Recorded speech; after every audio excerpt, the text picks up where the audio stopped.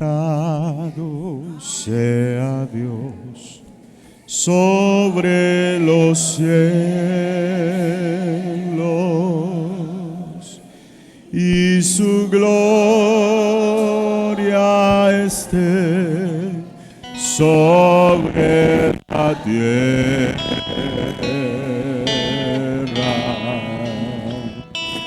Exaltado sea Dios sobre los cielos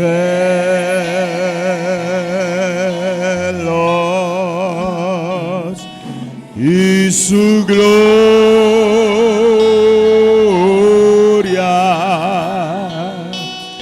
y su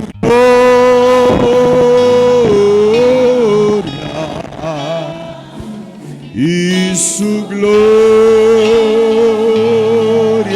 esté sobre la tierra,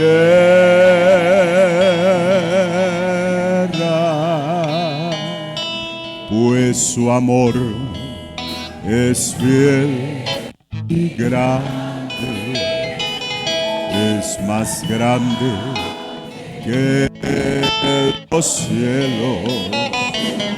Y tu lealtad, tu fidelidad hasta las nubes,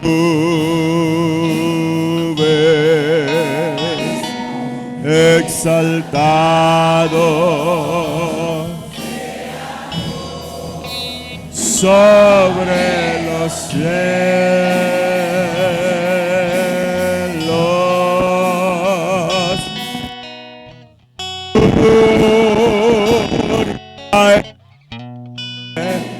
Sobre la tierra,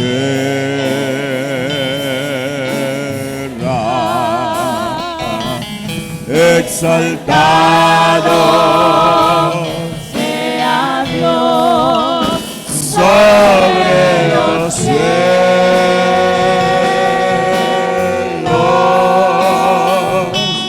y su gloria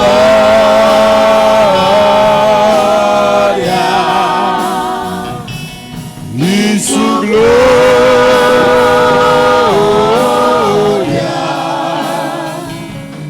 y su gloria esté sobre la tierra.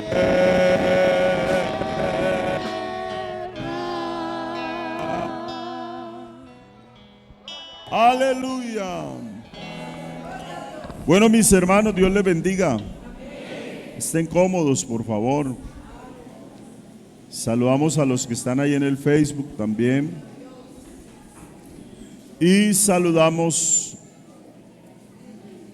a los amigos. Saludo especial para el hermano Freddy Mosquera. Regálenos un texto, hermano Freddy. Hermano Freddy nos visita de la ciudad de Cali.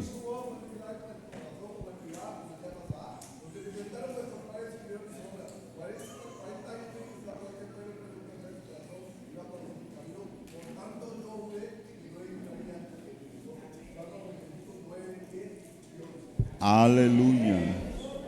Este es Freddy Mosquera.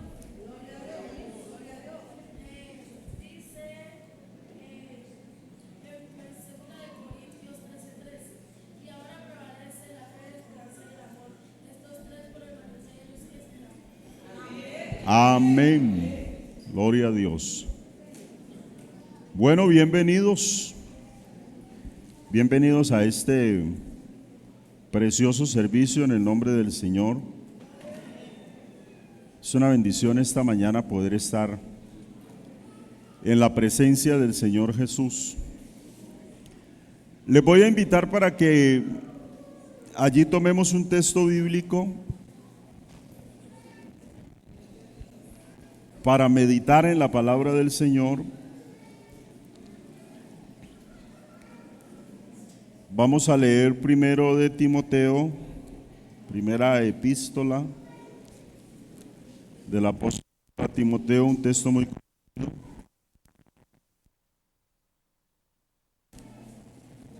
capítulo 4.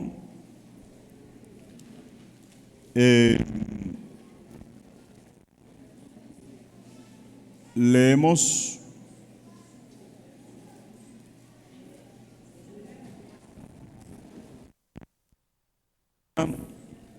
del apóstol Pablo a Timoteo, capítulo 4.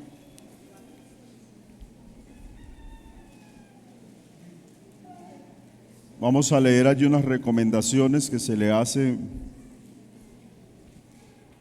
a Timoteo, el verso número 13.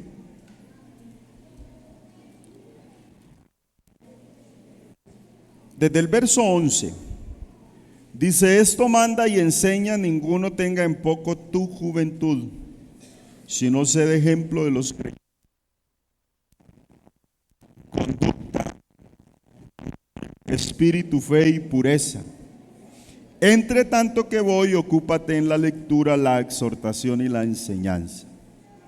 Dice: no descuides el don que hay en ti, que te fue dado mediante profecía, con la imposición de las manos del presbiterio. Ocúpate en estas cosas, permanece en ellas, para que tu aprovechamiento sea manifiesto. Y le dice: ten cuidado de ti mismo y de la doctrina. Persiste en ello, pues haciendo esto te salvarás a ti mismo y a los que te oyeren. Vamos a meditar en la palabra del Señor, hermano. Vamos a tomar este texto como base.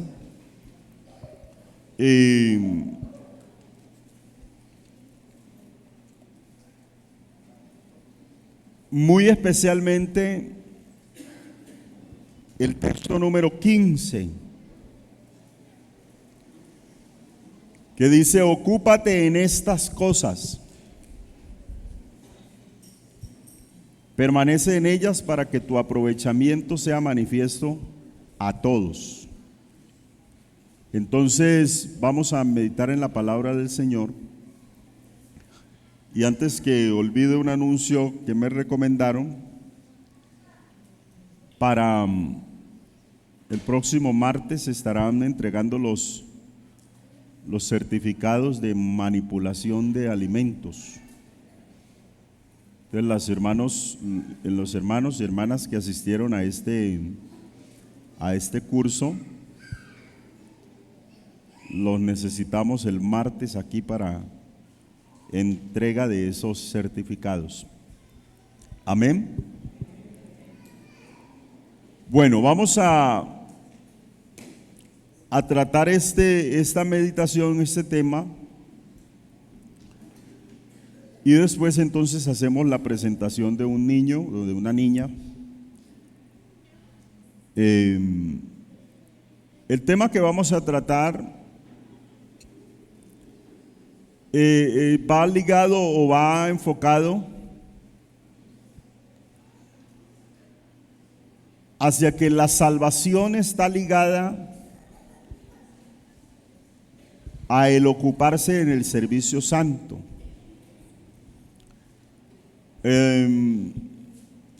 Yo siempre he pensado, hermanos,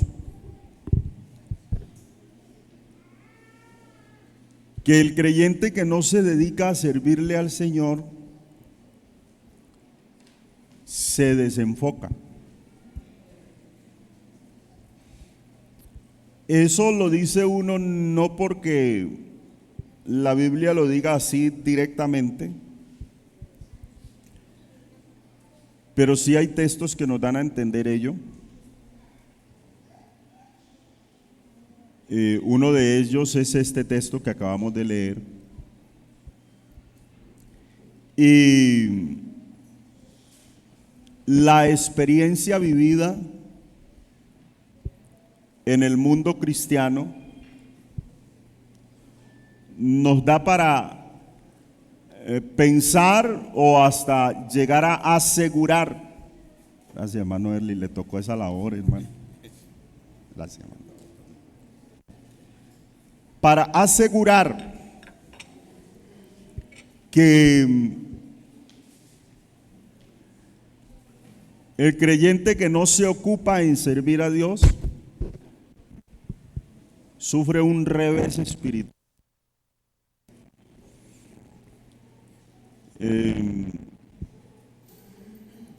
Y esta semana, hermanos, estaba pensando en ello. Estaba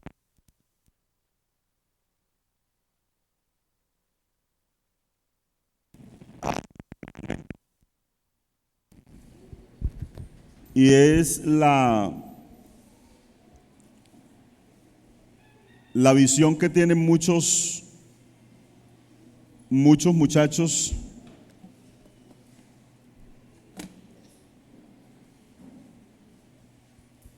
que tienen como algo primordial el deporte, por ejemplo, o quienes tienen como algo primordial cualquier otro tipo de labor. Y si me queda tiempo, sirvo al Señor. Pues, si me queda tiempo, voy al culto. Si me queda tiempo, leo la Biblia. Si me queda tiempo, oro. Si me queda tiempo, visito a un hermano. Si me queda tiempo, ayuno. Y todas las cosas relacionadas a es si queda tiempo. Si queda tiempo. Entonces uno ve el futuro de esas personas, el futuro cristiano. Uno analiza que si no hay una intervención urgente y extraordinaria de parte de Dios, a esas personas uno las ve apartadas de la vida cristiana.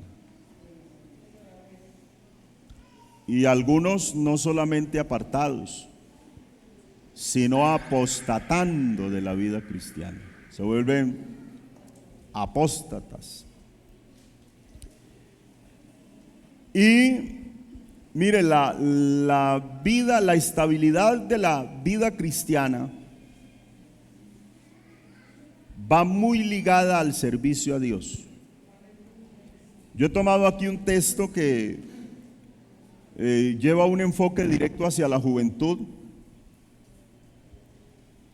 porque el apóstol Pablo le está hablando a Timoteo que según los eruditos dicen que cuando se le escribió esta carta a Timoteo, Timoteo no era tan joven, porque el obispado en la iglesia del primer siglo estaba muy enfocado o tenía prelación en el obispado las personas mayores a 40. Entonces se relaciona mucho con la vida militar también, porque en alguno de sus textos también se le dice, se le pone como ejemplo la vida de un soldado. Entonces se habla de que no era un muchacho, de que ya era un hombre que tenía cierta edad considerable, de alguna manera tenía madurez, pero se le recuerda que es necesario estar ocupado. Y qué apropiado hoy que hablamos de las misiones,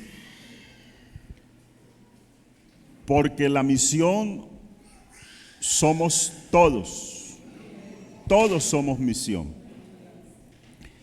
Entonces, me ha tenido preocupado eso. Realmente esa preocupación la he siempre. Y los chicos que entrenan en los equipos, la ocupación en la vida cristiana no es perder el tiempo.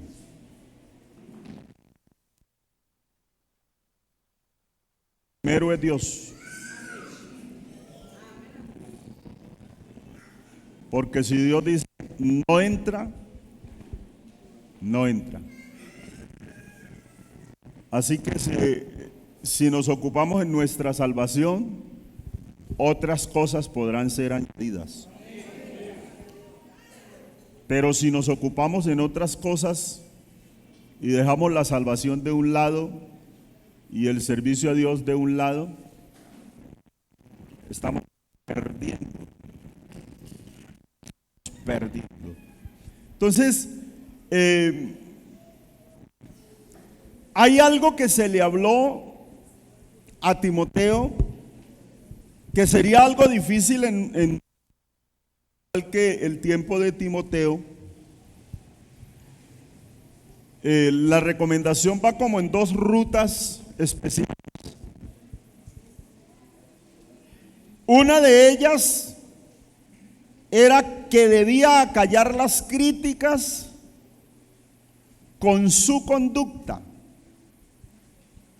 El verso 12 dice: ninguno te tenga en poco,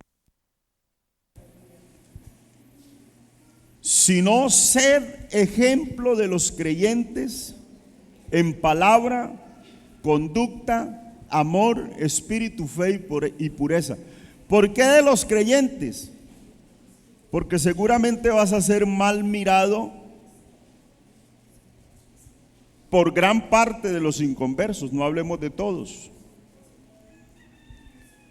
porque van a cuestionarte por ocuparte en las cosas sagradas. Entonces, que se vea tanto afuera, porque debemos tener buen testimonio para con los de afuera. Es decir, nuestra conducta se debe notar de tal manera que si hablan, hablen mintiendo.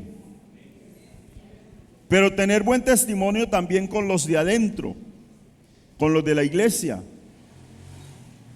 Que se vea nuestra buena conducta.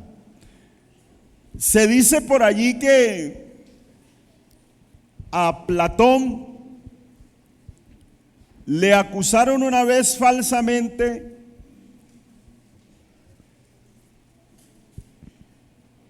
por su conducta, o quisieron dañar su conducta, y él lo que dijo fue que las defensas verbales no silencian la crítica, pero la conducta sí puede silenciar la crítica. Es decir, que si hablaron de usted y usted salió a defenderse como es costumbre, ¿y por qué dijeron? Y búsqueme un testigo, y por qué lo dicen, y por qué lo hacen, y mentirosos, y porque uno trata de defender. Pero la es el defensor. Eso lo pues un hombre considerado un sabio. Y quiero entregar, hermanos, este consejo en el nombre del Señor Jesús. Este mensaje, que aunque de verdad tiene una ruta que cualquiera pudiera decir, eso es para los muchachos, eso es para los jóvenes, nos habla de algo que es común entre todos, y es de la salvación. y que nos compete a todos ocuparnos en las mismas cosas. Entonces, ¿cuáles habían de ser las características de la conducta de Timoteo? En primer lugar, en esa conducta debía tener prelación el amor. Se habla del amor como el ágape. La palabra griega para o que describe esa palabra ágape es una palabra intraducible. Su verdadero significado es una benevolencia inconquistable. Es lo que significa la palabra ágape.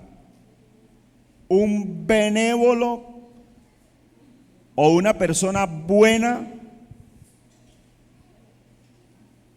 sería una persona buena que alcanzaría límites inconquistables. Entonces, si uno tiene ese ágape, no importa lo que otros le hagan o digan, porque la persona se sale de los chiros cuando hablan, cuando escuchan que se dijo tal cosa de mí. La persona que tiene ese ágape no se muestra amargada ni con resentimiento. La persona que tiene ese amor, ese ágape, no tiene deseo de venganza. La persona que tiene ese ágape no sucumbe al odio. La persona que tiene ese ágape no dejará de perdonar. Porque algunos se ufanan diciendo hasta 70 veces 7. Pero la Biblia no dice que ese sea el límite, sino que si te fuera posible hasta 70 veces 7. Es decir, si te ofenden 70 veces 7, perdona. Pero no dice que ese sea el límite, sino para hablar de un extremo. Pero es posible que te ofendan más. Y hay que perdonar. Bendito el nombre del Señor. Entonces, está claro que esta es la clase de amor que requiere la totalidad de la personalidad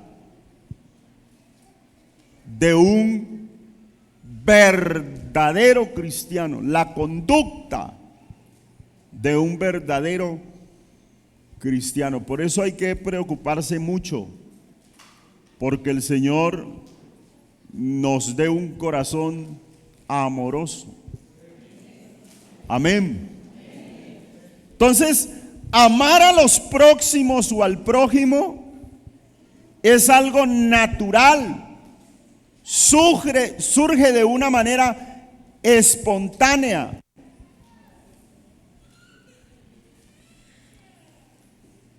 Pero amar de pronto a otras personas,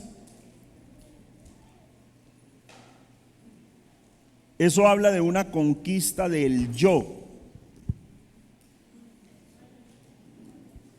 El llegar a amar a quien procura mi mal habla de haber conquistado el yo.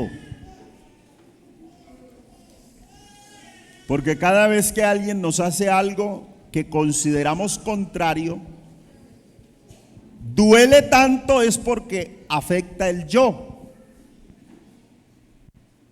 Y es que, ¿qué tiene que hacérmelo a mí?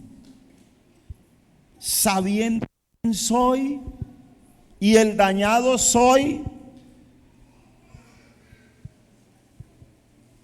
Entonces, el poder amar a las otras personas habla de el haber conquistado el yo. Así que la señal auténtica de un cristiano, de una fiel conducta cristiana, está allí en el poder doblegar mi yo, en el poder tener ese sentimiento de que cuando pienso enfadarme o encabritarme, que es la palabra que aparece, yo antes de eso pueda bajarme para no guardar rencor y para tener misericordia de esa otra persona. Lo segundo de lo cual le habla es de ser leal. La lealtad es la fidelidad inconquistable a Cristo, sin importar el precio. Ser fiel a Cristo no importa cuánto cueste. Recuerde, si alguno quiere venir en pos de mí, niéguese a sí mismo, tome su cruz y sígame. Entonces, esa lealtad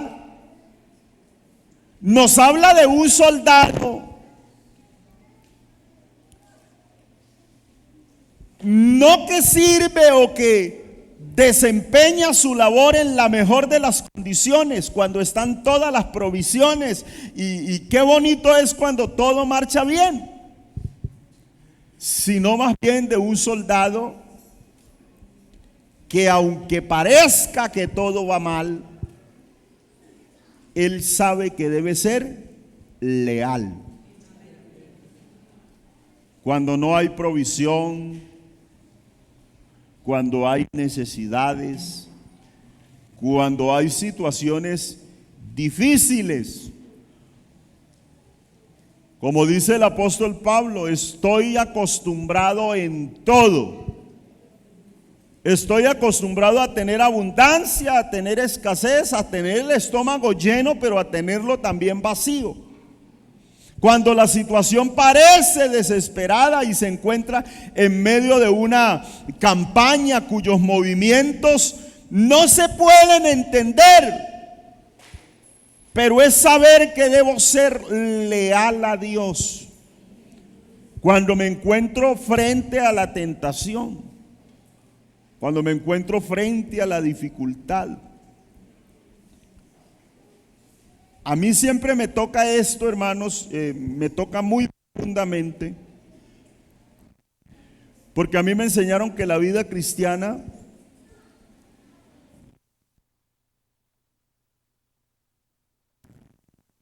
espera de verdad intachable, porque yo no soy fiel para que me pongan a servir. Yo no soy fiel para que hablen bien de mí. Yo soy fiel al Señor. Por eso nada más. Entonces la motivación de mi lealtad es la salvación. Yo recuerdo, hermanos, que a través de las iglesias donde estuvo mi papá, uno siempre escuchó a mi papá decir: fulano de tal tiene ministerio, tiene madera. Y decía él, si se cuida,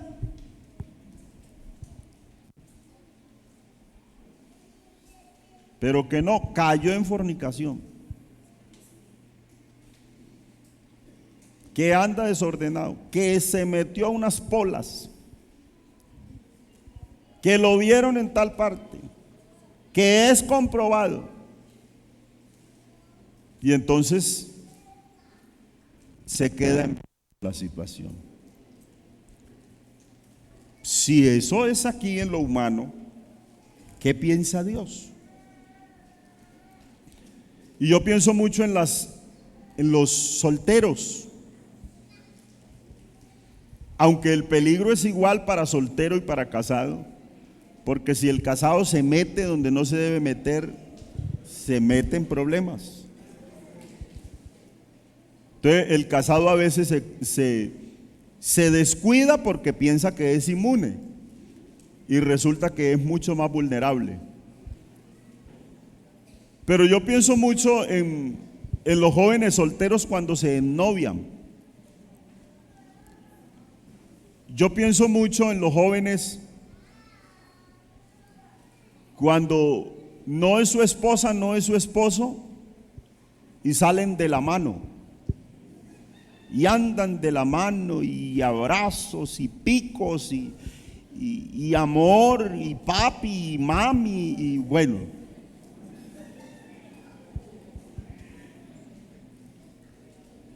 Porque puede ser normal. Y psicológicamente es el desarrollo de la personalidad. Pero cristianamente está bien, no, Señor. Ni es su papi, ni es su mami, ni es su amor. Y uno coge de la mano lo que es de uno. Lo que no es suyo, no lo coja. Porque le van a tener en poco. Y se le enreda la salvación. Yo controlo, no.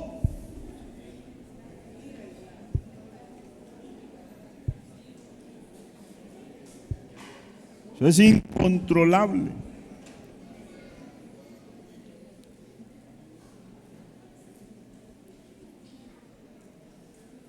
Los besos en los jóvenes.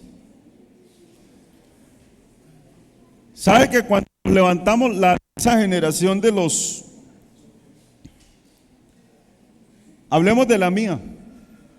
Cuando ya había crecido un poquito, 85 hasta que me casé, que no nos besábamos con la novia, éramos criticados, hermano. A mí muchas veces me dijeron que me fuera ya de una vez para el cielo.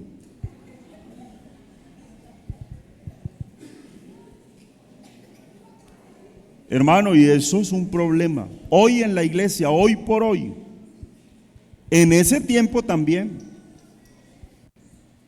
En ese tiempo también. Y yo en las iglesias he visto hermanos llegar llorando, los que les duele, ¿no? Porque hay creyentes que no les duele caer en fornicación. Pero ha habido unos que uno los ha visto llegar llorando. Y hermano, ¿qué me pasó? ¿Qué le pasó? Ah, hermano, caí, hermano. Me dijeron muchas veces, ¿qué le pasó? No, pues me metí por allá. Un beso.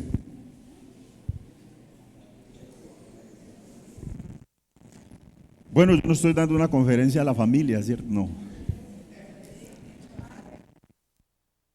Pero por allá dicen que los labios hace parte de una de las zonas erógenas del ser humano.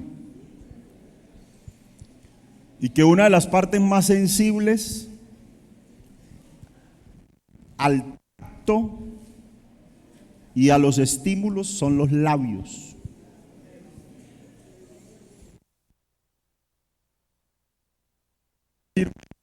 Y extremado,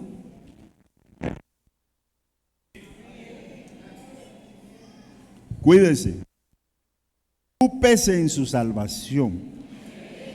Usted se ocupa en su salvación y ve un peligro, usted se hace de un lado, se le esconde al peligro.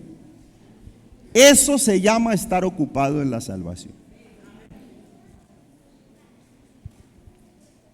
Entonces, voy a dejar la conferencia para después. Entonces, la lealtad, eso es ser leal a Dios. Cuidarse.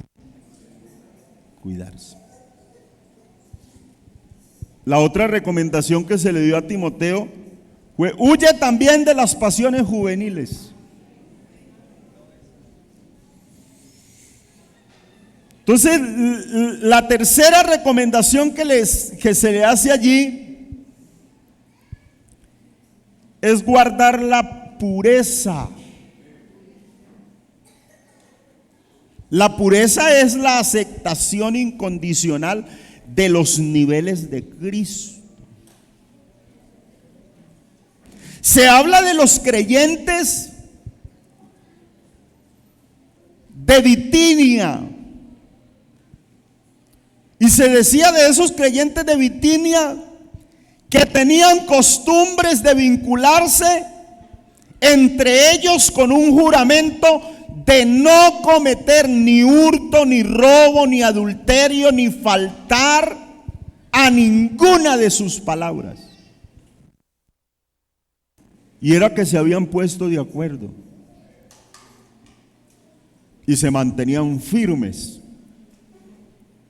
eran puros. El compromiso cristiano es una vida de pureza, tener un nivel de honor y de honradez, de dominio propio y de castidad, de disciplina y de consideración, muy por encima de los niveles del mundo. Todos lo hacen, pero el cristiano no. Todos van, pero el cristiano no. Todos dicen, pero el cristiano no. Porque su boca es una boca diferente, su forma de pensar es diferente, sus ojos son diferentes. Todo en el cristiano es distinto. ¿Hasta qué nivel toma usted eso que la Biblia dice: el que está en Cristo es nueva criatura? Para mí eso es totalitario. Es nueva criatura en todo. En todo. Y que somos diferentes. Somos peregrinos en la tierra. En la maleta se conoce el pasajero. El cristiano no se debe parecer al mundano.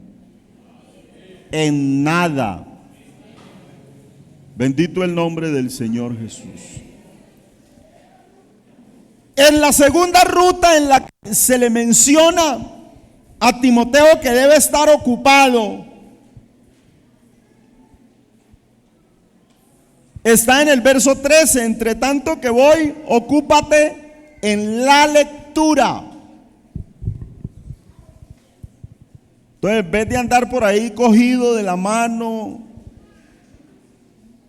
abrazando a quien no es la esposa, abrazando a quien no es el esposo, mandándole mensajes de WhatsApp, o de pronto mandándole selfies.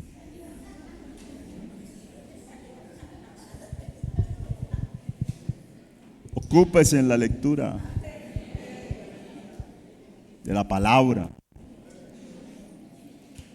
Era tan especial y es tan especial que había exposición de la palabra en el primer siglo.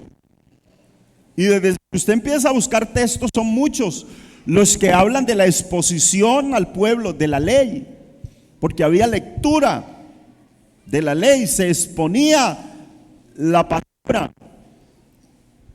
Y la Biblia nos muestra que hasta Jesús,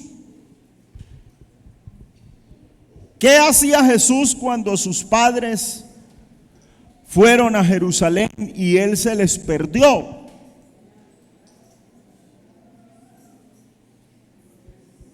se había ido al templo.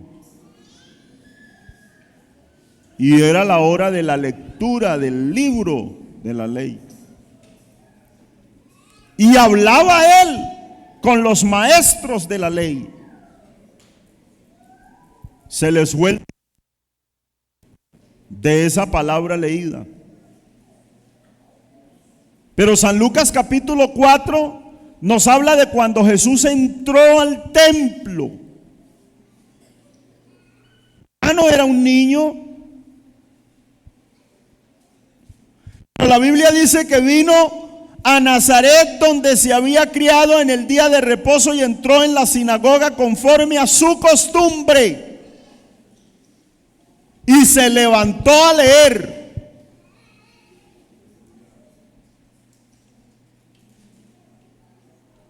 Y se le dio el libro del profeta Isaías. Abierto el libro, halló en el lugar donde estaba escrito: el Espíritu del Señor está sobre mí, porque me ungió para dar buenas nuevas a los pobres, me ha enviado a sanar a los quebrantados de corazón, a pregonar libertad a los cautivos y vista a los ciegos, a poner en libertad a los... el año agradable del Señor.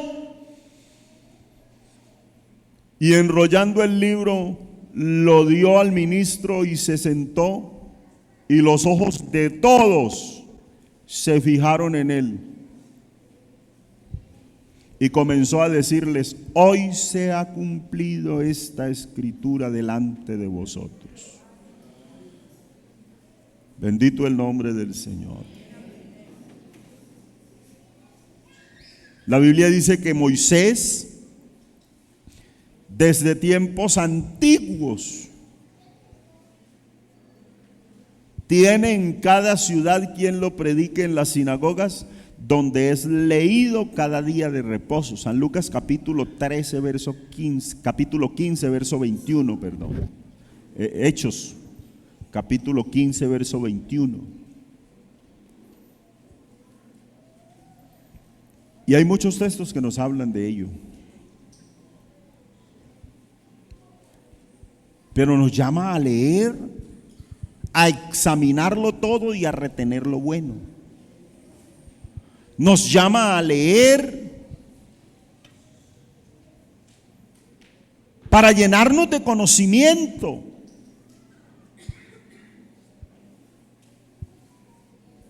Nos llama a leer para no ser engañados. Entonces creo que la lectura pública de la palabra ha sido parte de la liturgia de la iglesia. Esa lectura pública. Pero nos llama a reflexionar también en privado. Desde tiempos muy antiguos, a Josué se le dice: nunca se apartará de tu boca este libro de la ley, sino que de día y de noche meditarás en él, para que hagas y guardes conforme a todo lo que en él está escrito, porque entonces hará prosperar tu camino y todo te saldrá bien. Eso se hacía a través de la lectura y de una meditación privada. Jesús nos dice: escudriñad las escrituras, porque a vosotros os parece que en ellas tenéis la vida eterna, y ellas son las que dan testimonio de mí. Entonces se nos manda a leer. Hay que ocuparse en la lectura. Y se le dice: y ocúpate también en la exhortación y la enseñanza. La enseñanza es ese conocimiento que se imparte al entendimiento como para comunicar. Enseñar es comunicar conocimiento o impartir conocimiento, sea en público o en privado. La exhortación y la instrucción deberían estar basadas en la lectura de las escrituras. Entonces, una labor que tiene usted y tengo yo como cristiano es llenarme de conocimiento. Para llenarme de conocimiento, no lo hago en el Facebook. Si quiero un conocimiento sano, no tengo que preguntar en el Facebook. Analice usted que cada que se hace una pregunta o se publica algo en el Facebook, usted empieza a encontrar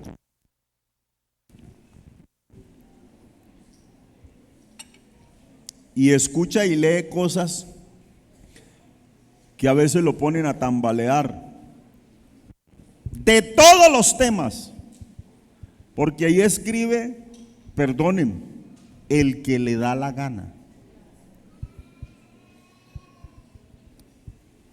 Pero usted y yo debemos llenarnos del conocimiento escritural e investigar para interpretarlo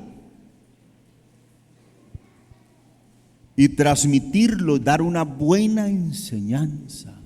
La Biblia es un libro, hermanos, que tiene partes difíciles. Por lo tanto, hay que explicarlo. Pero si el evangélico no sabe explicarlo, porque no la lee, entonces ¿dónde quedamos? El creyente debe poder dar razones de su esperanza.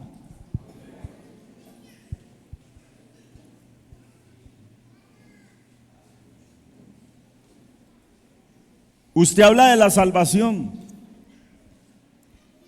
Y si le preguntan, ¿y cómo? ¿Y qué debo hacer? Dice, yo no sé, pero en la iglesia sí se habla de eso. No, usted debe tener bases para hablar de la salvación. Por lo menos los textos. Entonces, se dan bases en la iglesia. Todo el tiempo se están dando bases, pero hay que ahondar en ello para poder enseñar a otros, impartir el conocimiento. El predicador cristiano, el evangelista, ha dedicado muchos años de su vida a conseguir equipamiento necesario para explicar a otros la fe que tiene. No tenemos una fe ciega, es una fe con un conocimiento bien impartido, con buenas bases estructurales y escriturales. Así que nadie nos puede venir con palabras persuasivas, dudoso conocimiento. Hay que dedicarse a eso. El apóstol Pablo le está diciendo, Timoteo, ocúpate en eso. Ocúpate en la exhortación. Esa palabra exhortación sí que ha traído problemas, ¿no? Hace unos 20 años, quizá más en algunos lugares, menos en otros lugares. Cada que se hablaba de la exhortación, pasaba un hermano y regañaba a la congregación y decía, los exhorté. Iba y regañaba a un hermano y decía, no, estaba exhortando al hermano, porque se pensaba que exhortar era regañar. ¿Qué decía eso? Falta de estudio. Entonces, exhortar no significa necesariamente reprender o darle una reprimenda a alguien. Ante todo es el fortalecimiento espiritual. El creyente debe estar listo para ir y fortalecer. Y debe prepararse para ello. Todo cristiano debe ocuparse en eso, en mirar qué dice la Biblia para ayudar, para fortalecer, para animar. La exhortación va dirigida a los sentimientos. Miras a una regulación de conducta. El que exhorta, dice la Biblia que debe exhortar, poner a funcionar su don Eso dice Romanos capítulo 12, verso 8, el que exhorta en la exhortación y el que reparte con liberalidad. Entonces, exhortación nos habla de un don de animar a otros. Es un don caracterizado por la ternura y el amor al prójimo. Entonces me preparo porque amo al prójimo, porque necesito ayudar, busco ocuparme en ello. ¿Cuántos conocen en la iglesia que ayudan a los demás? Que están prestos y tienen palabra cada vez que el otro tiene una necesidad, cada vez que ven decaído a alguien, se le acercan y hermano, la Biblia dice esto y esto, luchemos y te voy a ayudar y vamos a orar juntos y vamos al culto. Exhortar es exhortar a una persona con palabras, con razones y ruegos a que haga o deje de hacer alguna cosa, pero con amor. Bendito el nombre del Señor Jesús. Exhortación se traduce como consuelo y ánimo. Entonces el apóstol Pablo le está diciendo a Timoteo: preocúpate y ocúpate y permanece exhortando. Entonces ese ocuparse mantiene al creyente despierto. Mantiene al creyente. Yo debo ser puro. Yo debo tener amor. Yo debo ser una persona constante en esas cosas. Yo debo ser leal. Y cada vez que viene otra situación y otro pensamiento, yo debo tener amor. Yo debo ser leal.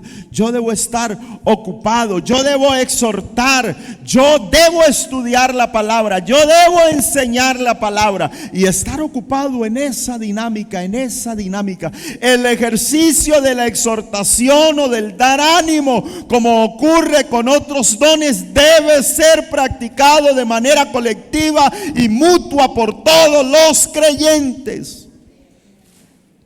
Por eso dice Colosenses 3:16, la palabra de Cristo more en abundancia, enseñándoos y exhortándoos unos a otros en toda sabiduría, cantando con gracia en vuestros corazones al Señor con himnos y cánticos espirituales. Habla de exhortándoos unos a otros. Hebreos 3:12 dice: mirad, hermanos, que no haya ninguno de vosotros corazón malo de incredulidad para apartarse del Dios vivo. Antes, exhortaos los unos a los otros cada día, entre tanto que se dice hoy, y que hoy debo exhortar a un hermano, para que ninguno de vosotros se endurezca por el engaño del pecado. Yo debo estar ocupado en eso, para que el hermano no se endurezca, para que el hermano no se vuelva incrédulo. Debo estar preparado para exhortarlo, para animarlo cada día. Hebreos 10:24 dice: consideraos unos a otros para estimularnos al amor y a las buenas obras.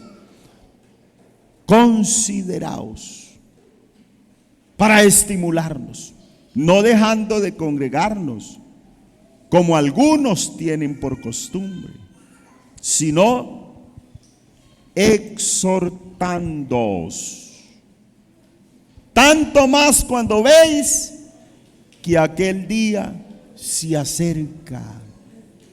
Animarnos unos a otros, motivarnos unos a otros, motivarnos. Esa debe ser la ocupación del cristiano. El don de la exhortación es diferente del don de la profecía. No obstante, hay un don de exhortación que responde a las necesidades específicas del cuerpo de Cristo. Bendito el nombre del Señor. El cristiano debe vivir en acción. En acción. Y entonces le dice: ocúpate en estas cosas. Permanece en ellas. Permanece. Para que tu aprovechamiento sea manifiesto a todos. Ten cuidado de ti mismo y de la doctrina. Persiste en ello, pues haciendo esto te salvarás a ti mismo y a los que te oyeren. Entonces, en la carta a los Filipenses hay una recomendación. Capítulo 2, verso 12. Por tanto, amados míos, como siempre habéis obedecido, no como en mi presencia solamente, sino mucho más ahora en mi ausencia, ocupaos en vuestra salvación con temor y temblor. Entonces, ocupaos en vuestra salvación, la palabra que se usa para ocupaos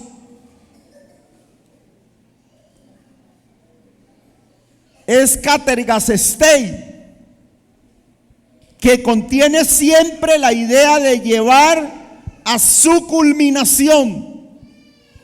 Es como si Pablo dijera: no os paréis a mitad de camino.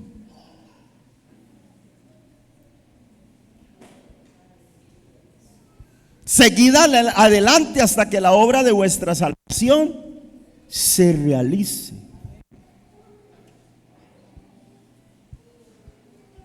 Por eso les digo que hace parte de la dinámica espiritual de la salvación. El creyente que deja de servirle al Señor porque no quiero, porque no me gusta, porque esto, porque lo otro y porque lo otro, y excusas van y excusas vienen, y busco escudos, hermano. Tarde que temprano lo vemos mal, porque no está ocupado en lo que se debe ocupar. Bendito el nombre del Señor. Ningún cristiano deberá conformarse con nada menos que los beneficios totales del Evangelio. No se conforme diciendo: fui al culto hace 8 días y fui al culto el domingo, ¿y para qué voy a ir el martes? No, es que no es el todo venir al culto. Venga al culto, pero sírvale al Señor de una u de otra forma. Hay mucho en que servir a Dios. Hay que ocuparse en ello, ocuparse.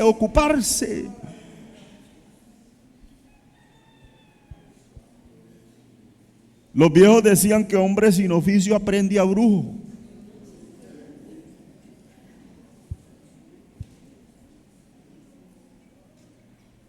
Porque está el creyente que solo le interesa el culto y nada más. Culto y se olvida que es cristiano. Golpes, palabras, pensamientos, videos, voy, vengo, rabia, ira, contienda, disensiones, y voy a ir al culto a ver qué pasa, y vengo acá al culto y Señor, te voy a ser fiel, Señor, ayúdame, bendíceme, y salgo del culto y me olvido de bendiciones, me olvido de todo y sigo viviendo mi vida tal cual. Recuerde usted que el que obra en nosotros el querer como el hacer por su santa voluntad es el Espíritu Santo. Él obra sea el querer como el hacer. En cada uno de estos creyentes, de estos evangélicos, hay cosas significativas.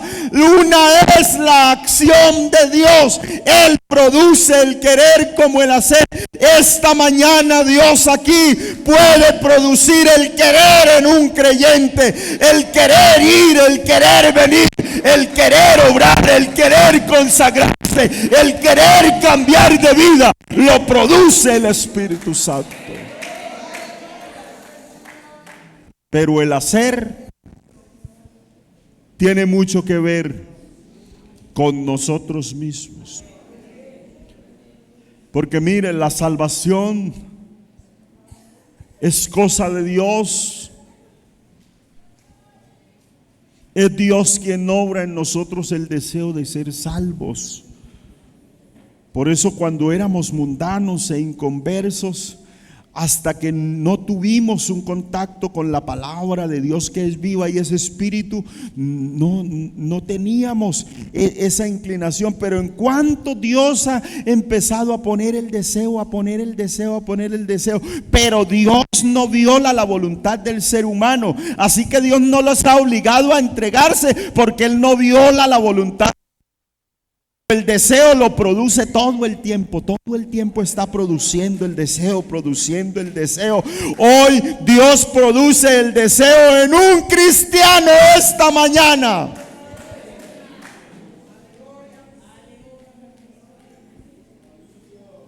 La continuación de ese proceso depende de Dios. Llama del mundo. Cuando le cedemos ese espacio y le decimos, bueno, me voy a poner en sus manos, haga usted conmigo lo que usted quiera, que es lo que pasa cuando nos entregamos al Señor. Que el resultado se ve cuando la persona se entrega de verdad, cuando la persona dice, Señor, me pongo en sus manos y voy a dejarlo todo por seguirlo a usted.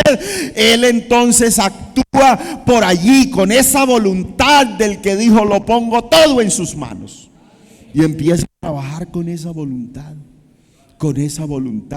Y Dios va llevando el proceso, lo libra del mal, lo libra de las dificultades. Él va dando como aquel que le suelta cuerda a aquel pez, y va y viene, y allí lo tiene hasta que por fin le transforma. El final del proceso de nuestra salvación también tiene que ver con Dios, porque es Dios quien nos ayuda a finalizar ese proceso, a llevarlo avante. Es Él el que lleva a la iglesia al reino de los cielos. Él es el dueño de nuestra salvación, pero sin la voluntad del creyente, porque Dios no le obliga para que usted sea salvo. No le obliga. Porque a veces esperamos que venga un ángel y nos coja de aquí, nos lleve al altar y me chuse los ojos para llorar. No. Dios no lo hace así. Es su voluntad. Y cuando usted pone esa voluntad, Dios complacido hace todo. Pero trabaja con la voluntad del ser humano. La salvación es cosa de Dios, pero tiene también que ver el ser humano. Por eso el apóstol dice, ocupaos en vuestra salvación. Entonces es posible que usted se ocupe de otras cosas, hermano. Ocúpese en su estudio, pero no se olvide de su salvación. Ocúpese del deporte, del entrenamiento, del partido que tiene, pero no se olvide de su salvación. Ocúpese de conseguir novia o de conseguir novio para casarse, pero no se olvide de su salvación. No la eche por la borda. Ocúpese de tener amistades, pero la salvación es prioridad. No sé para cuántos ser salvos sea prioritario.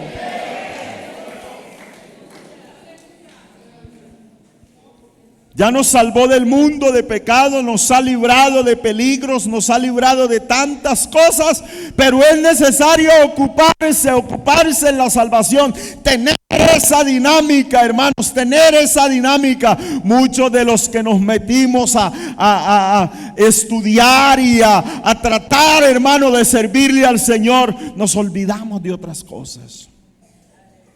Nos olvidamos de otras cosas.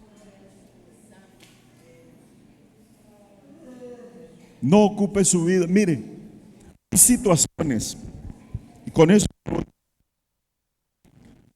hay situaciones.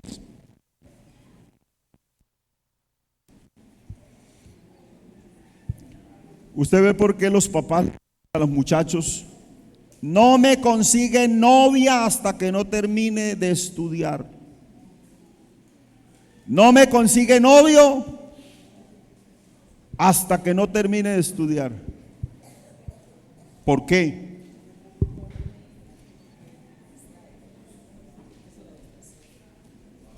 Porque papá conoce que eso distrae. Cuando uno ve el creyente bien aplicadito en la iglesia y consiguió novia o novio, uno dice: wow, Dios lo guarde. Pero es un derecho.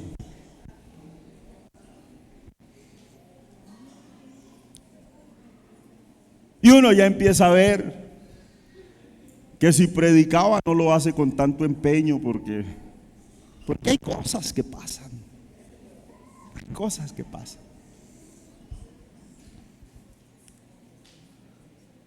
Uno sabe que si alguien es buen servidor en la iglesia y entró a la universidad,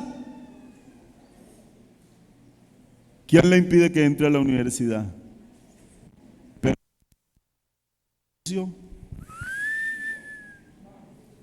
y aunque haga esfuerzos, pero no se olvide de su salvación. No se olvide. No se olvide que hay uno que espera por usted todo el tiempo, que está esperando un espaciecito en su vida.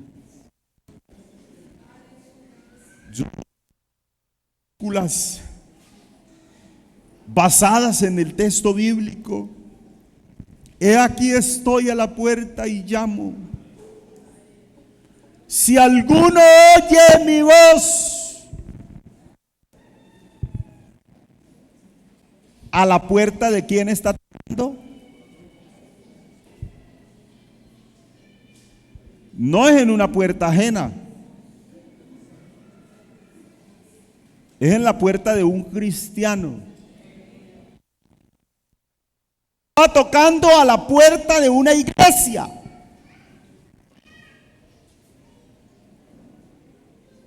Como si Dios tocara a la puerta de tu corazón y dijera tu nombre: déjame entrar.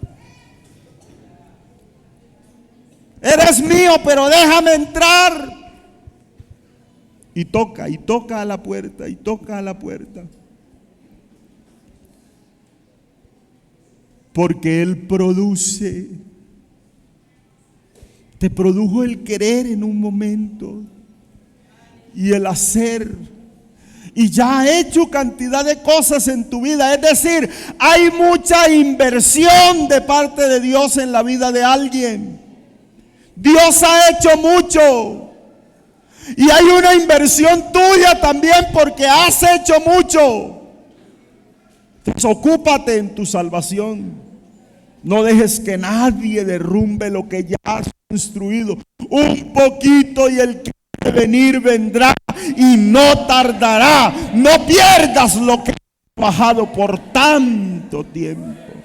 Yo le voy a invitar a estar de pie. Y yo quiero invitarle para orar por usted. Porque usted y yo sabemos cuál es el nivel que tenemos.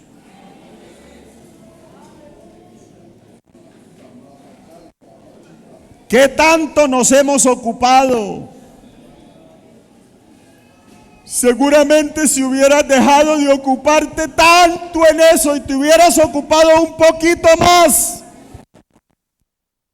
produce tan buenas cosas en el ser humano, ya hubieras salido adelante. Otras cosas estarían sucediendo en tu vida, otras cosas estarían sucediendo en tu hogar, otras cosas estarían sucediendo en tu servicio.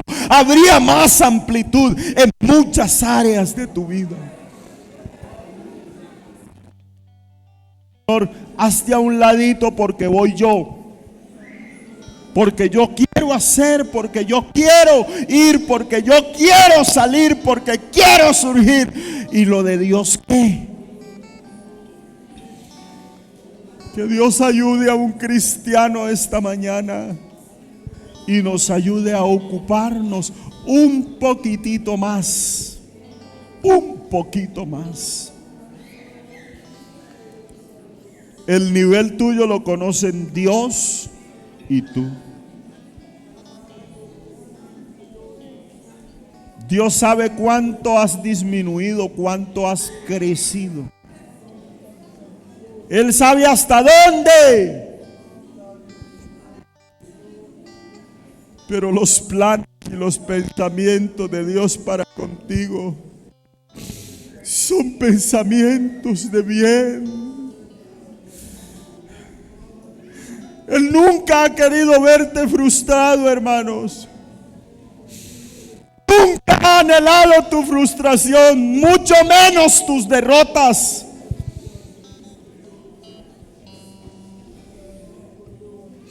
Oh, cristiano,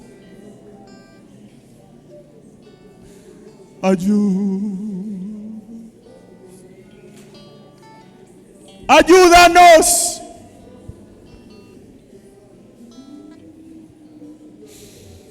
Que un cristiano aquí deje brotar un clamor a la presencia del Señor.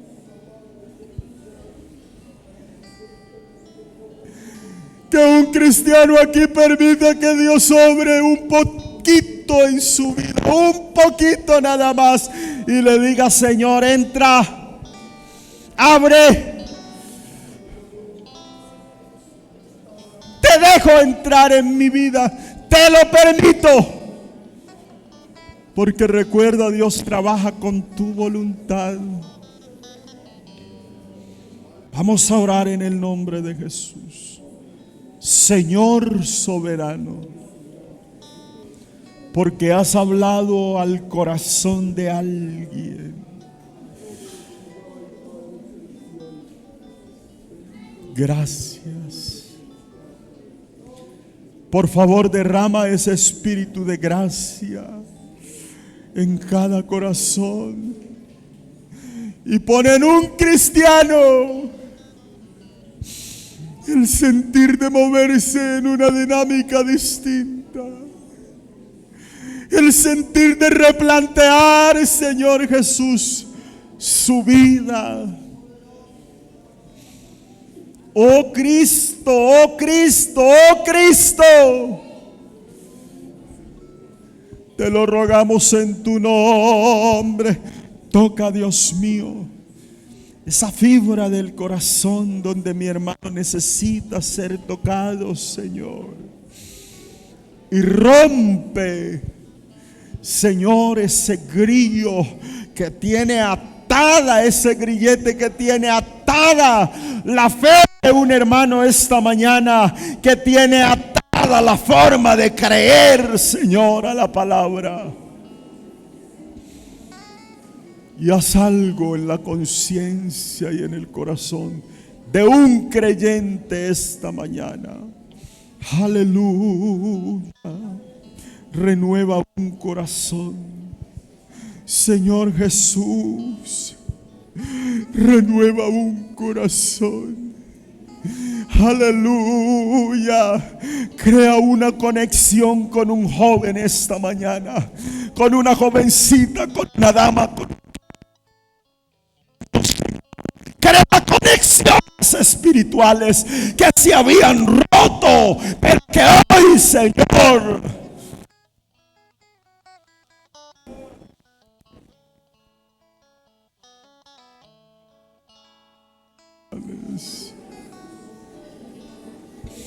En el nombre de Jesús, que tu gracia obre en un corazón esta mañana.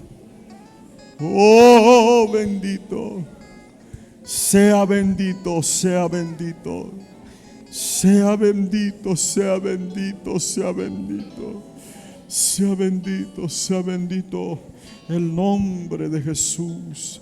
Aleluya, aleluya, aleluya, aleluya, aleluya. Diga conmigo: gracias, Señor, por tu palabra. Yo sé que has hecho algo especial en un corazón esta mañana. Aleluya, aleluya, aleluya, aleluya. Oh, gloria al Señor. Oh, gloria al Señor. Oh, gloria al Señor. Aleluya.